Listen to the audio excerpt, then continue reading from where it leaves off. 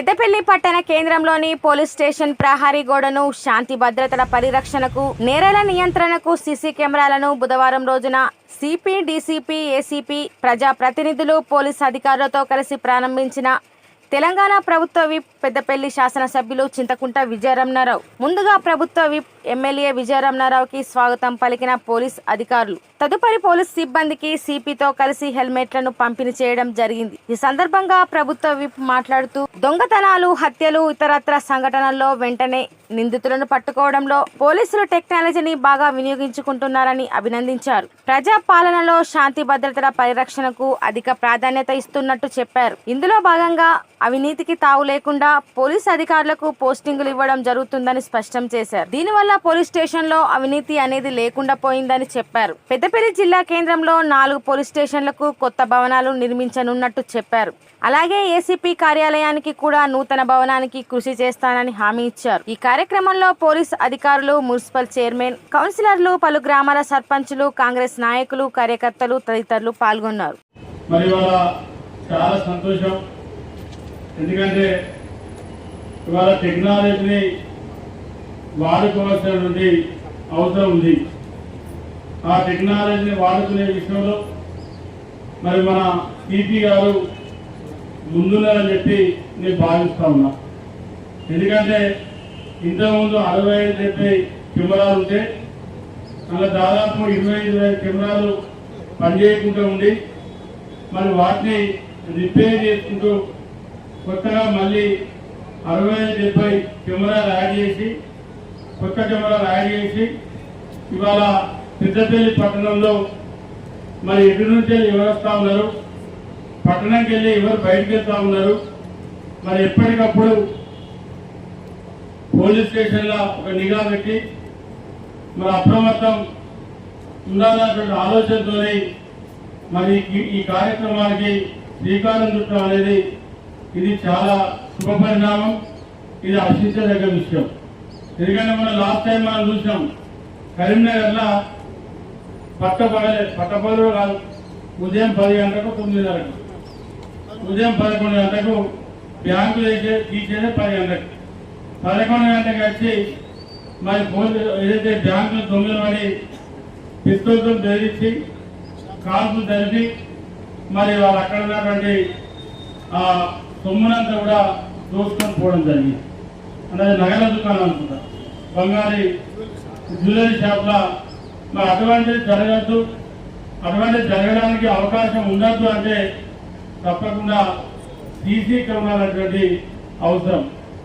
మరి నాకు తెలిసి సిపి గారు ఈ 2.5 సంవత్సరాల నుంచి కాంగ్రెస్ ప్రభుత్వం వచ్చిన తర్వాత పెద్దపల్లి నియోజకవర్గంలో మేము పోలీసు నీరు చెప్తా ఉంటా మా నియోజకవర్గంలో అవినీతికి తావులేదు అంటే ఎక్కడ కూడా అటువంటి వాతావరణం లేకుండా ప్రయత్నం నేను చేస్తూ ఉంటా. మా డీసీపీ గారు కానీ, ఏసీపీ గారు కానీ, మా సిఐలు కానీ, ఎస్ఐలు కానీ ఎప్పటికప్పుడు అప్రమత్తం చేసి మరి మా వరకైతే మేము సాధ్యమైనంత వరకు అటువంటి కావు లేకుండా చూసేటువంటి ప్రయత్నం చేస్తూ ఉన్నాం.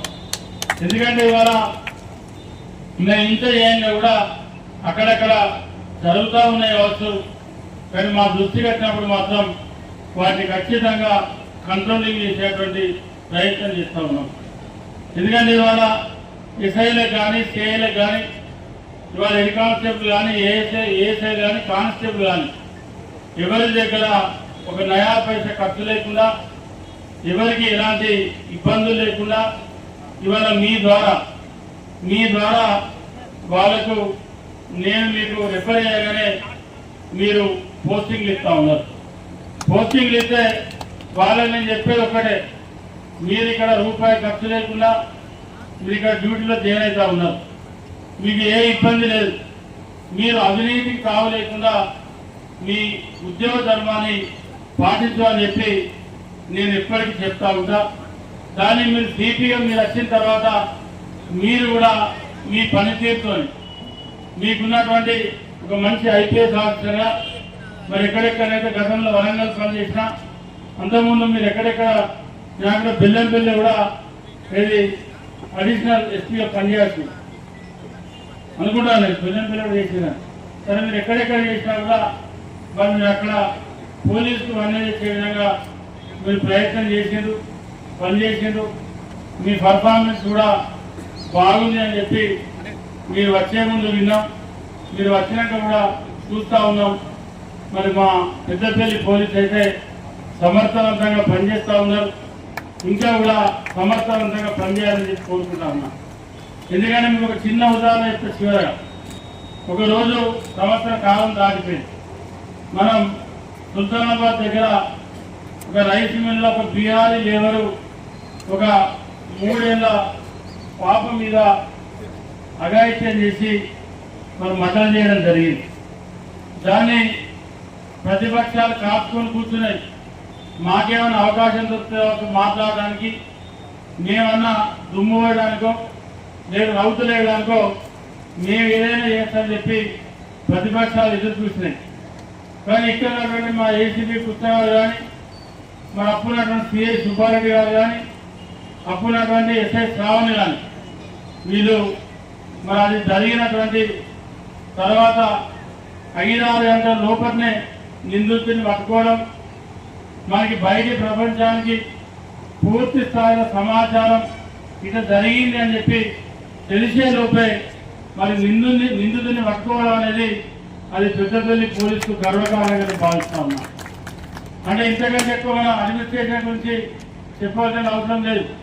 రేపు భవిష్యత్తులో కూడా మరి అటువంటి జరగకుండా మీ ఆధ్వర్యంలో మీ ఏదైతే సిపిగా మీ నాయకత్వంలో మరి ఏదైతే రామగుండం సిపి ఆధ్వర్యంలో మరి ఎక్కడైనా కూడా మంచి జరగాలని చెప్పి మరి రాబోయే ఈ సంవత్సర కాలం పాటు ఏదైతే మీరు చేసినటువంటి అడ్మినిస్ట్రేషన్ కానీ ఇవాళ మీరు ఈ సంవత్సర కాలం నుండి పోలీసు నిర్వహించిన తీరు కూడా రాబోయే రోజుల్లో కూడా అదే తీరుగా ఉండాలని చెప్పి మనస్ఫూర్తిగా ఆకాంక్షిస్తూ మరి ఏదైతే ఇంద్రమ్మ ఇల్లు డబల్ బెడ్రూమ్ ఇళ్ళ దగ్గర ఇటు సంగపల్లి కానీ అటు హనుమంతులపేట రాంపల్లి రైల్వే ట్రాక్ ఉన్నటువంటి మరి వాటి దగ్గర 5 లక్షల రూపాయల సీసీ కెమెరాలకు అవి నా నిధుల నుండే ఎస్డిఎఫ్ నిధుల నుండి వారం రోజుల మీకు ప్రొసెసింగ్ ఇస్తా.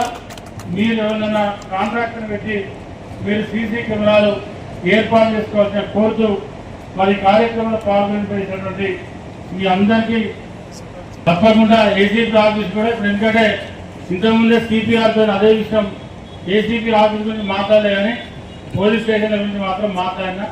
4 పోలీస్ స్టేషన్లు కలెక్టర్ గారికి కూడా చెప్పినా.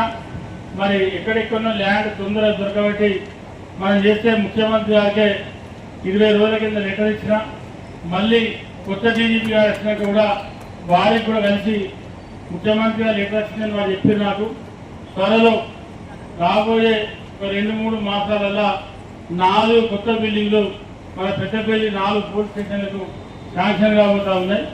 ఏసీబీ ఆఫీస్ కూడా ఇక్కడ జాగా చూసి దానికి కూడా నూతన బిల్డింగ్ కట్టుకునేటువంటి ఇక్కడ దానికి 10 గుంటలే సరిపోతుంది అనుకున్నాను. ఏసీబీ బిల్డింగ్ 10 గుంటలే సరిపోతుంది. దానికి కూడా 5 గుంటలు 10 గుంటలు. ఎందుకంటే ఏసీబీ గారు టైం అయిపోయింది పాపం. ఏమైనా బిల్డింగ్ కట్టినా ఆయన కూర్చునే పరిస్థితి ఉంది కానీ రేపు వచ్చేటోళ్ళు కొత్తగా ఉంటే బాగుంటుందని మా ఏసీబీ గారు కావాల్సింది నాకు చెప్పిండు. ఇది ఎందుకంటే ఎవరికి వచ్చిన కష్టం సార్, ఇది ఎవరున్నా కూడా తృప్తి ఉండాలంటే మరి వాళ్ళ మనసు నిండి ఉండాలంటే ఏసీబీ ఆఫీస్ కట్టేయాలని చెప్పి కాబట్టి ఏసీబీ ఆఫీస్ కూడా మన కన్స్ట్రక్షన్ చేసినటువంటి ప్రయత్నం చేద్దామని చెప్పి తెలియజేసుకుంటూ సెలవు తీసుకుంటా ఉన్నా. జై హింద్.